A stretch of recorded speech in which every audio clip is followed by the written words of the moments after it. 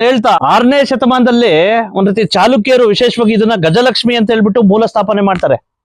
ಈ ಒಂದು ಏನು ಈ ದೇವಸ್ಥಾನನ ಏನು ಹಳಿಯಾಳದ ಒಂದ್ ರೀತಿ ಕೋಟೆ ಒಂದ್ ರೀತಿ ಕೆರೆಯ ಒಂದ್ ರೀತಿ ಮುಂಭಾಗದಲ್ಲಿರ್ತಕ್ಕಂಥ ಈ ಒಂದು ದೇವಸ್ಥಾನಕ್ಕೆ ನಂತರ 1144ರಲ್ಲಿ ಬನವಾಸಿ ಕದಂಬರು ಏನಪ್ಪಾ ಮಾಡ್ತಾರಂದ್ರೆ ಇದನ್ನ ಒಂದ್ ರೀತಿ ಸಾಕಷ್ಟು ಒಂದ್ ರೀತಿ ವಿರೂಪಗೊಳಿಸಿದಕ್ಕೆ ಏನಾಕಪ್ಪ ಆಗ್ತಾವಂದ್ರೆ ಎಲ್ಲ ಒಂದ್ ಕಡೆ ಇದನ್ನ ಮಲ್ಲಿಕಾರ್ಜುನ ಗುಡಿಯಾಗಿ ಪರಿವರ್ತನೆ ಮಾಡ್ತಾರೆ.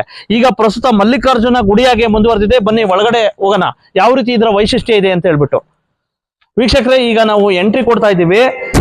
ಸಾಕಷ್ಟು ಒಂದ್ ರೀತಿ ನೋಡಿ, ಇವಾಗೂ ಸಹ ಒಂದ್ ರೀತಿ ಇತಿಹಾಸಗಳನ್ನ ಹೇಳ್ತಕ್ಕಂಥ ಈ ದೇವಸ್ಥಾನಕ್ಕೆ ಎಲ್ಲ ಒಂದ್ ಕಡೆ ಸಾಕಷ್ಟು ಒಂದ್ ರೀತಿ ಸವಾಲುಗಳು ಸಂಕಷ್ಟಗಳು ಬಂದರೂ ಸಹ ಎಲ್ಲ ಒಂದ್ ಕಡೆ ತನ್ನ ಒಂದ್ ರೀತಿ ಗತವೈಭವನ ಹಿಡಿದಿಟ್ಕೊಂಡಿರ್ತಕ್ಕಂಥದ್ದು ಎಲ್ಲ ಒಂದ್ ಕಡೆ ಸಾಕಷ್ಟು ವಿಸ್ಮಯ.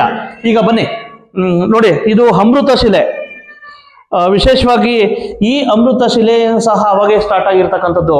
ಮತ್ತೆ ಈಗ ಪೂಜಾರಿ ಆರಾಧಕರಿದ್ದಾರೆ. ವಿಶೇಷವಾಗಿ ಈಗ ನೋಡಿ, ಇದು ಗರ್ಭಗುಡಿ. ಇಲ್ಲಿ ಅವರು ಒಂದ್ ರೀತಿ ಪೂಜೆ ಪುರಸ್ಕಾರಗಳನ್ನ ಮಾಡ್ತಾ ಇರ್ತಾರೆ. ಇಂಥ ಸಂದರ್ಭದಲ್ಲಿ ನೋಡಿ, ಸಾಕಷ್ಟು ಒಂದ್ ರೀತಿ ನಿಗೂಢವಾಗಿದೆ. ಮತ್ತೆ ಆಗಿನ ಕಾಲದಲ್ಲಿ ಯಾವ ರೀತಿ ವೈಶಿಷ್ಟ್ಯಗಳನ್ನ ಇದ್ ಮಾಡಿದ್ರು ಅನ್ನೋದಕ್ಕೆ ಈ ಒಂದು ಇತಿಹಾಸವನ್ನು ಸಹ ಹೇಳ್ತಕ್ಕಂಥದಕ್ಕೆ ಇದೇ ಸಾಕ್ಷಿ. ಈಗ ನೋಡಿ, ಆ ಒಂದು ಗರ್ಭಗುಡಿ ಆಗ ಒಂದ್ ರೀತಿ ಮಲ್ಲಿಕಾರ್ಜುನ ಸ್ವಾಮಿಯ ಒಂದ್ ರೀತಿ ಲಿಂಗವಾಗಿ ಪರಿವರ್ತನೆ ಆಗಿರ್ತಕ್ಕಂಥದ್ದು ಎಲ್ಲ ಒಂದ್ ಕಡೆ ಅದ್ಭುತ, ಅತ್ಯದ್ಭುತ.